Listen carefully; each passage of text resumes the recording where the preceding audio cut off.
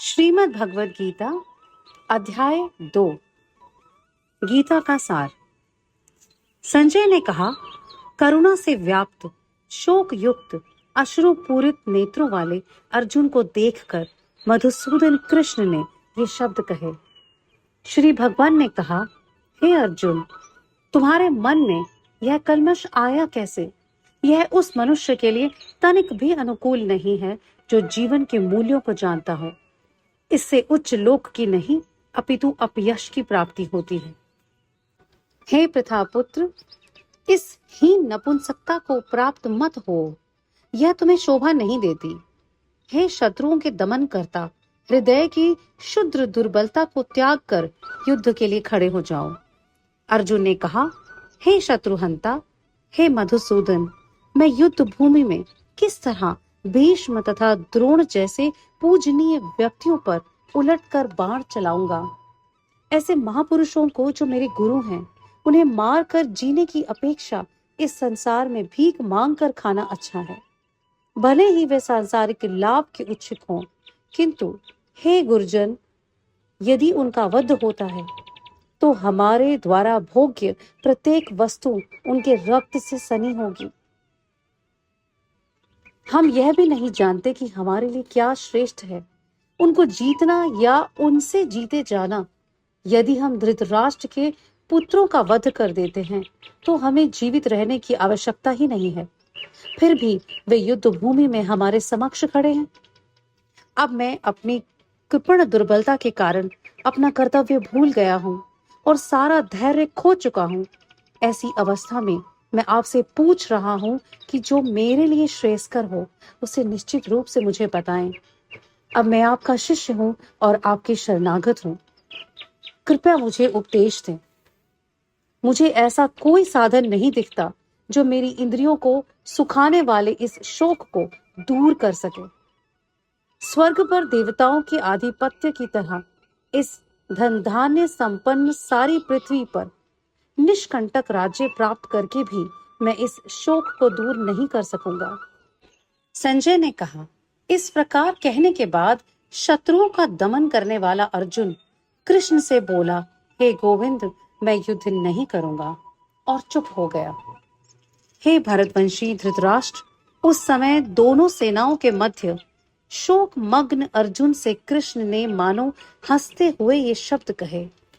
श्री भगवान ने कहा, तुम पांडित्यपूर्ण वचन कहते हुए उनके लिए शोक कर रहे हो जो शोक करने योग्य ही नहीं है। जो विद्वान होते हैं वे न तो जीवन के लिए और न ही मृत के लिए शोक करते हैं।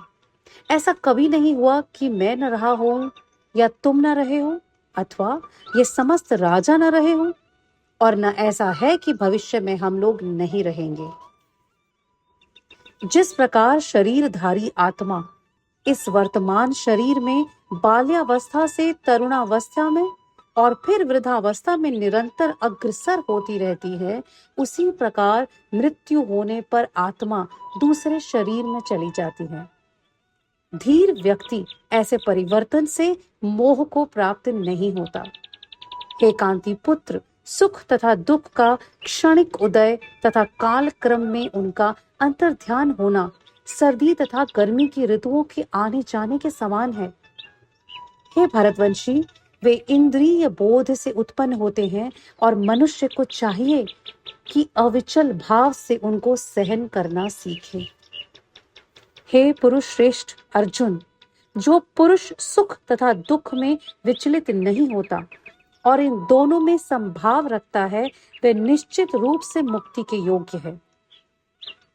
तत्वदर्शियों ने यह निष्कर्ष निकाला है कि असत यानी भौतिक शरीर का तो कोई चिरस्थायित्व है ही नहीं, किंतु सत आत्मा अपरिवर्तित रहती है।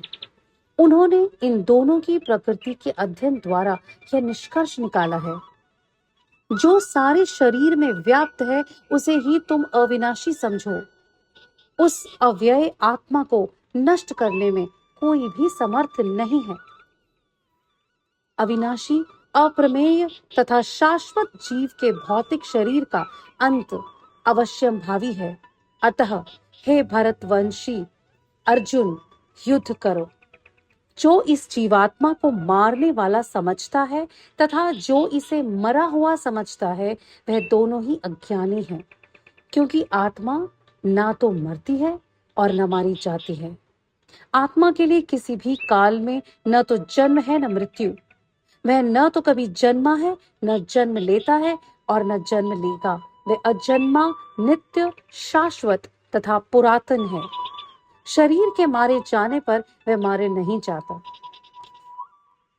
हे पार्थ, जो व्यक्ति ये जानता है कि आत्मा अविनाशी, अजन्मा, शाश्वत तथा अव्यय है, वह भला किसी को कैसे मार सकता है या मरवा सकता है।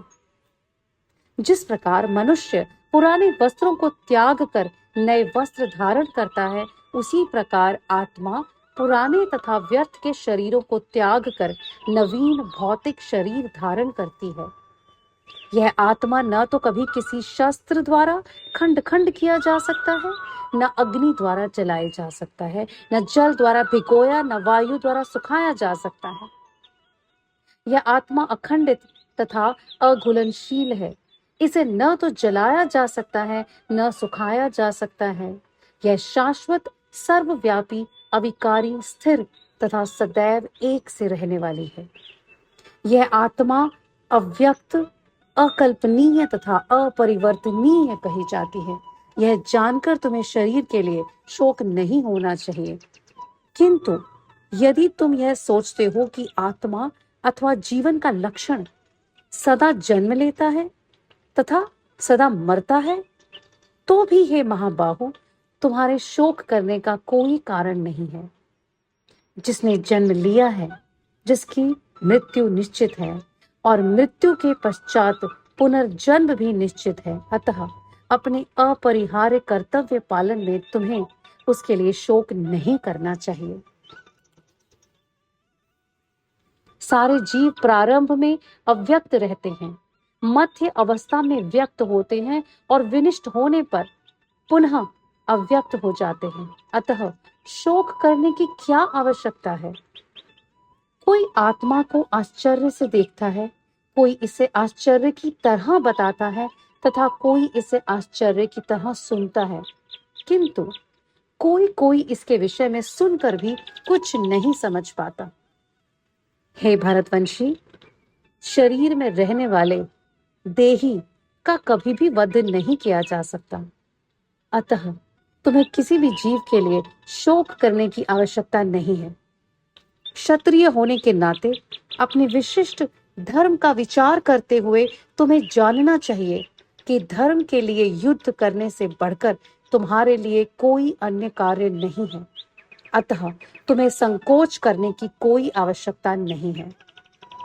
हे पार्थ, वे क्षत्रिय सुखी हैं जिन्हें ऐसे युद्ध के अवसर अपने आप प्राप्त होते हैं, जिससे उनके लिए स्वर्ग लोक के द्वार खुल जाते हैं। किंतु यदि तुम युद्ध करने के स्वधर्म को संपन्न नहीं करते, तो तुम्हें निश्चित रूप से अपने कर्तव्य की उपेक्षा करने का पाप लगेगा और तुम योद्धा के रूप में भी अपना यश खो दोगे। लोग सदैव तुम्हारे अपयश का वर्णन करेंगे और सम्मानित व्यक्ति के लिए अपयश तो मृत्यु से भी बढ़कर है। जिन जिन महान योद्धाओं ने तुम्हारे नाम तथा यश को सम्मानित किया है, वे सोचेंगे तुमने डर के मारे युद्ध भूमि छोड़ दी और इस तरह वे तुम्हें तुच्छ मानेंगे। हे कांति पुत्र, तुम्हारे शत्रु अनेक प्रकार के कटु शब्दों से तुम्हारा वर्णन करेंगे और तुम्हारे सामर्थ्य का उपहास करेंगे। तुम्हारे लिए इससे दुखदाई और क्या हो सकता है। तुम यदि युद्ध में मारे जाओगे तो स्वर्ग प्राप्त करोगे और यदि जीत जाओगे तो पृथ्वी के साम्राज्य का भोग करोगे। अतः दृढ़ संकल्प करके खड़े हो जाओ और युद्ध करो। तुम सुख या दुख, हानि या लाभ, विजय या पराजय का विचार किए बिना युद्ध के लिए युद्ध करो। ऐसा करने पर तुम्हें कोई पाप नहीं लगेगा। यहाँ मैंने वैश्लेषिक अध्ययन सांख्य द्वारा इस ज्ञान का वर्णन किया है। अब निष्काम भाव से कर्म करना बता रहा हूं, उसे सुनो। हे पृथा पुत्र, तुम यदि ऐसे ज्ञान से कर्म करोगे तो तुम कर्मों के बंधन से अपने आप को मुक्त कर सकते हो। इस प्रयास में न तो हानि होती है, न ही ह्रास, अपितु इस पथ पर की गई अल्प प्रगति भी महान भय से रक्षा कर सकती है। जो इस मार्ग पर चलते हैं वे प्रयोजन में दृढ़ रहते हैं और उनका लक्ष्य भी एक होता है।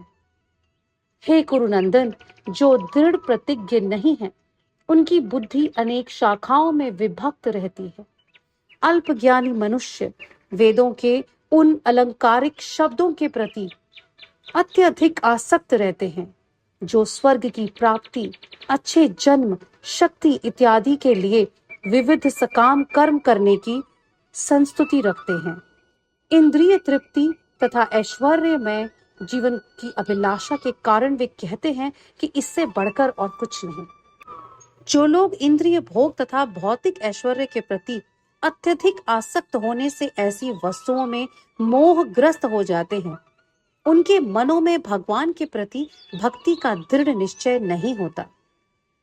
वेदों में मुख्यतया प्रकृति के तीनों गुणों का वर्णन किया है। हे अर्जुन, इन तीनों गुणों से ऊपर उठो, समस्त द्वैतों और लाभ तथा सुरक्षा की सारी चिंताओं से मुक्त होकर आत्मपरायण बनो। एक छोटे से कूप का सारा कार्य एक विशाल जलाशय से तुरंत पूरा हो जाता है। इसी प्रकार वेदों के आंतरिक तात्पर्य जानने वाले को उनके सारे प्रयोजन सिद्ध हो जाते हैं। तुम्हें अपना कर्म करने का अधिकार है, किंतु कर्म के फलों से तुम अधिकारी नहीं हो। तुम न तो कभी अपने आप को अपने कर्मों के फलों का कारण मानो और न ही कर्म न करने में कभी आसक्त होना। हे अर्जुन, जय अथवा पराजय की समस्त आसक्ति त्याग कर समभाव से अपना कर्म करो, ऐसी समता योग कहलाती है। हे धनंजय, भक्ति के द्वारा समस्त ग्रहित कर्मों से दूर रहो और उसी भाव से भगवान की शरण ग्रहण करो। जो व्यक्ति अपने सकाम कर्म फलों को भोगना चाहते हैं वे कृपण हैं। भक्ति में संलग्न मनुष्य इस जीवन में ही अच्छे तथा बुरे कार्यों से अपने को मुक्त कर लेता है। अतः योग के लिए प्रयत्न करो, क्योंकि सारा कार्य कौशल यही है। इस तरह भगवत भक्ति में लगे रहकर बड़े बड़े ऋषि मुनि अथवा भक्तगण अपने आप को इस भौतिक संसार में कर्म के फलों से मुक्त कर लेते हैं।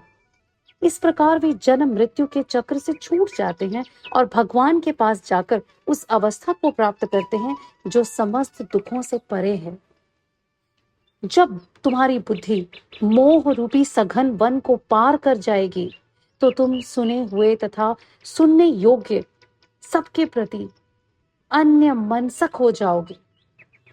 जब तुम्हारा मन वेदों की अलंकारमयी भाषा से विचलित न हो और वह आत्म साक्षात्कार की समाधि में स्थिर हो जाए, तब तुम्हें दिव्य चेतना प्राप्त हो जाएगी।